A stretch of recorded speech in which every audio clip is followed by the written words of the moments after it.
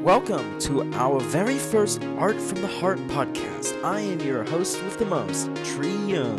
Today we have a fated journey to explore, a dynamic duo with astounding life stories and many tales to come. I'm Werner Schreiber from Sondra, Germany. I came over in 1974 and now I live here in Fort Collins. And I'm Heather Werner. I'm his wife. And when did you guys meet each other? How long have you been married now? Long time. We met in 1978 outside of Elizabeth, Colorado. Elizabeth used to be a little art commune, and I worked for George Carlson. He's kind of a very well recognized sculptor in pretty much around the world. And there was a little garden party one night. I went down there with my friends and I met Heather at the garden party. Yeah, like the song. At the garden party. I went to a garden party to reminisce with my old friends.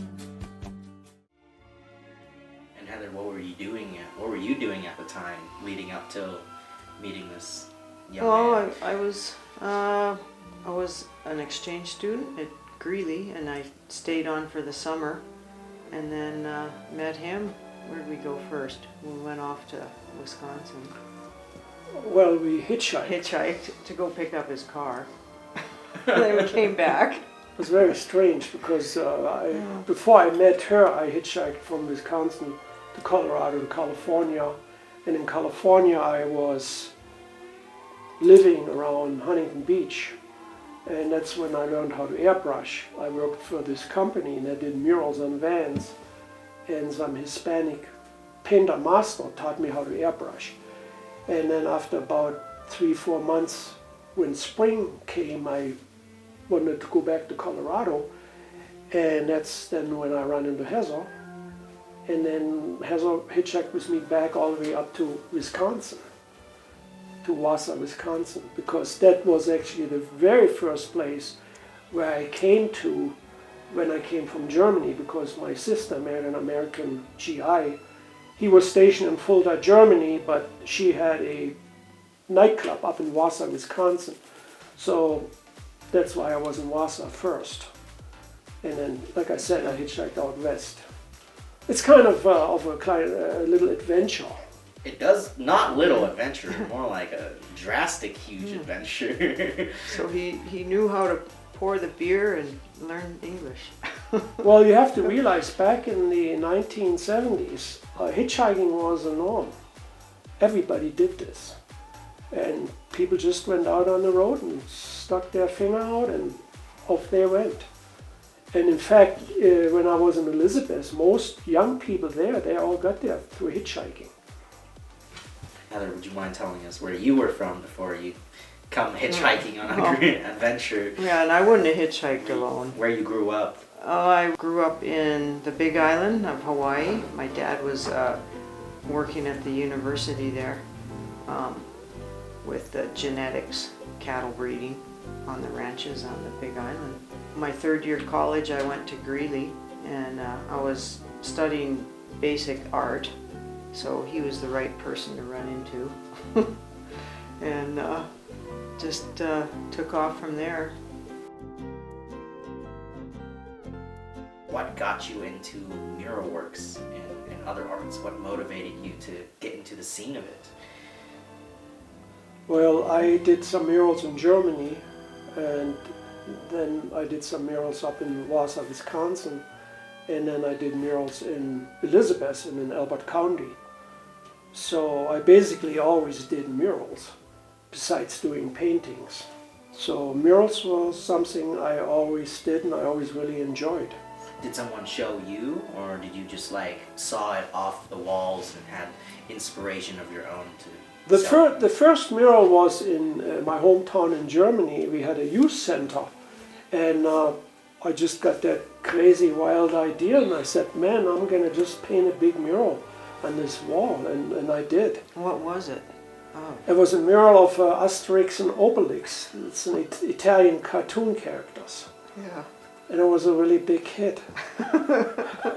How did the people react to it? They just loved it. They were like, "Oh, that's Asterix and Obelix. That's great." I painted the whole building with Asterix and Obelix on the inside, so it was quite a deal. And I hadn't really studied too much painting. I had studied basic art like pottery and printmaking and art history, but a little bit of painting. So that just was a good thing to start painting with him. So you had the organized educational side of it, and then Werner kind of had the self-taught Wild side. I would totally say that's correct. Yeah. Yeah. So there's a certain imbalance or balance when both of you come together to paint something or not. He's painting and then looking for a brush or a rag or something, and I'm trying to find it to get it to him, and then I go fill in some stuff. Yeah, I would pretty much take the lead in the project. Yeah.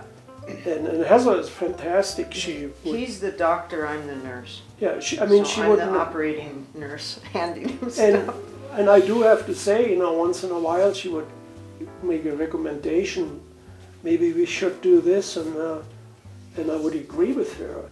Usually, when I do a mural, you sit at home and you have many ideas, but when you actually get to the wall, that all changes.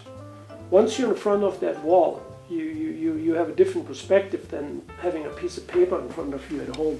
And so you do something totally different than what you did the night before on a piece of paper. And you get this rush in you. Once you're in front of that wall, you just go crazy. You're in a zone, and kind of like maybe Picasso or somebody.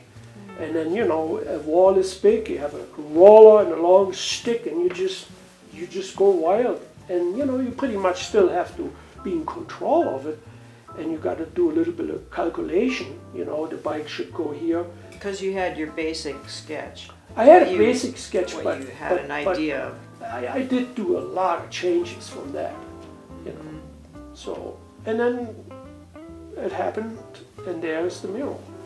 And you step back and you go, wow, and then all of a sudden you think, you know what, I'm going to add this. Kind of like Bob Ross when he does his paintings, Or maybe this tree needs another little friend. And then you add something, and then you maybe put another little rock in there, and then the children, children there, maybe a few more here, and then you add a deer, and then the eagle on the sign.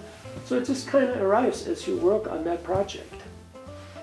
It's all these visions that you're having. Yeah, it just pops up out of nowhere. Yeah, I saw you. You were sketching that deer right as we were coming along, and you did it right away.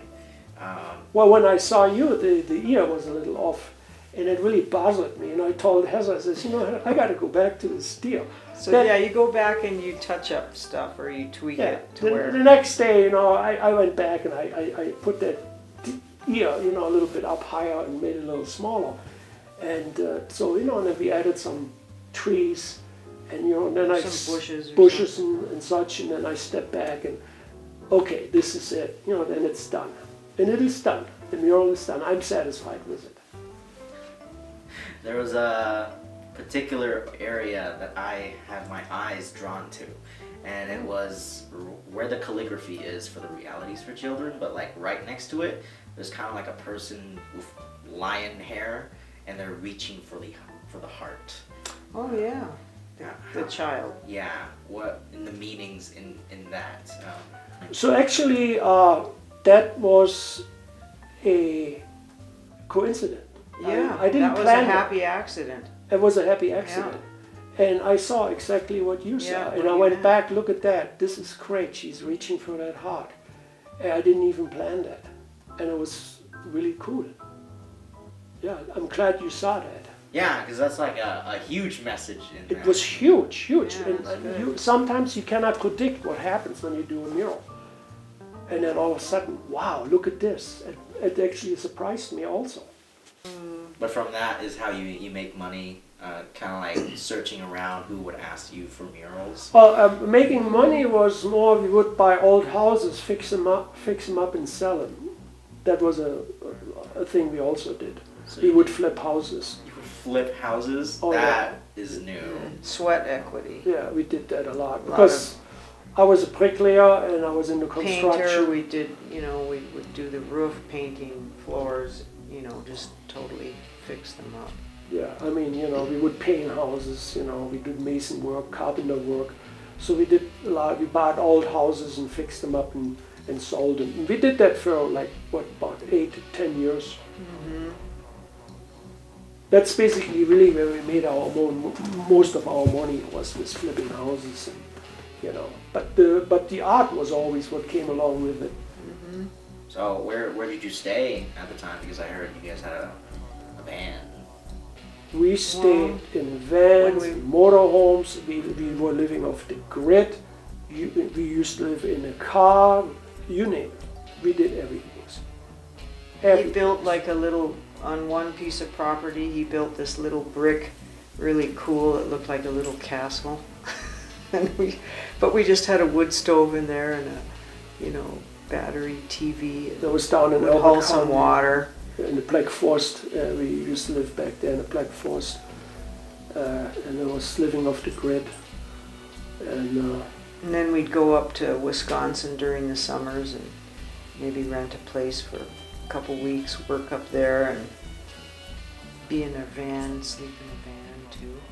Oh yeah, we went, like I said, we went back to California, Northern California. We went to Oregon. We went to... Yeah, Oregon two different times. Louisiana. We went to Lived Louisiana. in Louisiana when the oil boom was in the 80s. So, we went to, in Hawaii, Yeah. I mean, we went all over. One thing I want to mention is we were really heavily involved in my best friend's animal refuge. Yeah, that's true. And he had tigers, lions, and cougars. And he was living in Elbert County, between Kiowa and Agate, out in the Bijou.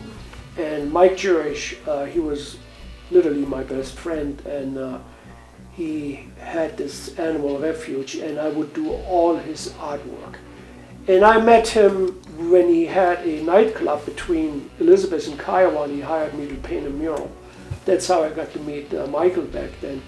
And then, he had wild animals. Yeah, he would be feeding his baby bears in the back of the bar. Yeah. Or is that the picture with the mural and the bear coming to you? Yes. Yeah. Yes. Yeah.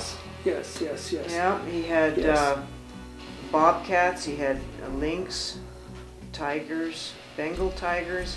I mean, we African lions. We came up to Loveland and picked up tigers from this guy, and I would go along, and she would go along when we would pick up cougars and tigers, and we would have to get him into the trucks, and it's quite a deal. And then they would get the meat from Greeley. Of course, Greeley. Where else would you get the meat? So, and then I was a cartoonist once for a newspaper, also, Which newspapers? It was called the Independent. The Independent. I did it for like 2 years. Yeah, there was something else too. I would do the cartoons, and then the guy would write these bizarre comments. And He'd drink a little bit. I think he would drink a little bit. Away. And he gets carried away, and I would look at these comments, and it never made any sense to me. So through those hard times, how did you keep it together? What did you do for each other that, you're still here today sitting? Well, I'm glad she's who she is, because she's so tough, and she stick through me. And I'm telling you, it's like Bonnie and Clyde or something like that. Well, then we went to Germany too. Yeah, we went to Germany. Couple times. Oh my God, when the Iron Curtains came down. So that was an experience. You gotta tell me I about liked that it. experience when the Iron Curtain came. Oh yeah. 1990. Oh, yeah. 1990. Right afterwards, we went over there right away. Yeah. And then we were there for like 6 months, and I couldn't wait to come back to America. I hated it over there. And what was it, if I would have needed a visa? Yeah, then we could have lived in East Germany. I could have gone to opened up. Right, East Germany. I could have gotten a place for $20 a month, but Heather didn't have a visa at the time. Americans needed a visa, in East Germany, and so we went. She was there illegally in East Germany for a day, Yeah, it was, and we were followed by 2 Phobos. That's East German Volkspolizei.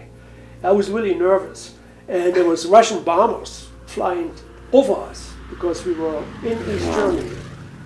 But it was exactly when the Iron Curtains came down, so it was kind of a gray yeah, it zone, wasn't quite right? open yet. But the Russian bombers, that was just a routine flight, right? But we were in the Eastern Bloc country, and so we were followed by these. But then they finally turned off in a little Trabant, little Trabi. You know, my friend had a BMW, and it was kind of nerve-wracking because I went like, man, Heather, she doesn't have a visa. You know, what if they arrest her? You know, but it was kind of He was exciting. more nervous than I was. Yeah. So, But they still had cleared all the fencing, right? And I mean, but there was still, you could go down. No, we did go and look at some of this fence. Oh yeah. The border fence, not the main fence, and then they'd have this buffer zone where they had The minefield. There was a minefield. minefield. So then there was, so I was really, yeah, it was interesting looking at that. Because I grew up in a militarized zone, you know, there was Bad Hersfeld, Fulda. My hometown had a German tank division, and there was maneuvers behind our house almost every night, and tanks rolling through the town every night. The Americans would come from Bad Hersfeld and from Fulda, and they would do joint maneuvers with the Germans, you know, and that's happening behind our house about a mile. And then the discos, they were all full with American soldiers, German soldiers, Italian guest workers, Turkish guest workers, Yugoslavian guest workers. This area there in Germany where I grew up was unbelievable, very international. I was just A bubbling soup pot. you could drink when you reached the bar. I mean, prostitution was legal. I mean, you name it. It was just crazy. But the grocery stores would close at 6, and the grocery stores be closed on Saturdays at 1, and Sundays they'd be closed. You know, it's a totally different culture. Yeah, it was Totally different. So you practically grew up in a war. How did you take that after? Oh, when you grow up like that as a child, you just totally get used to that. You think that's a normal life, and like we would have a TV antenna, right? And during the Vietnam War, we would turn the antenna over to East Germany, the Schwarze Kanal, they used to call that, and we would pick up the East German news. Does that mean the black channel? Yeah, and the East German news would represent that Vietnam War from a totally different perspective. They would call the Americans and the West the capitalist pigs and killing the communist children, and they would show these horrifying pictures of the napalm on the children. And my God, and I think it was illegal to turn the antenna, I'm not sure, but then, you know, we turned it again over to the West, where you would get a different story. And it was the Cold War, you know, I mean, it was really, I mean, tense, but I was sort of... Yeah, his mother would stock up on sugar and stuff because she always thought the Russians were going to come. Yeah, when the Russians went into Czechoslovakia, my mother flipped out because she thought the Russians are going to keep on coming, you know. So, I mean, it's a totally different era in my life, you know. Yeah, it's kind of like you go through chapters. And what, We went through all So these do you different chapters. express that through your art as well in some of your paintings? well, yeah, I used to paint a lot of tanks. Thanks. In Yeah. fact, I just Does he posted. have to I just posted a tank. I painted a tank 2 years ago for a friend of mine. He's a veteran. He wanted me to paint him a Russian A T-34. Russian tank. T-34. Yeah, and Yeah. I, before you leave, I will show it to you, and I give it to him. But it's for a present.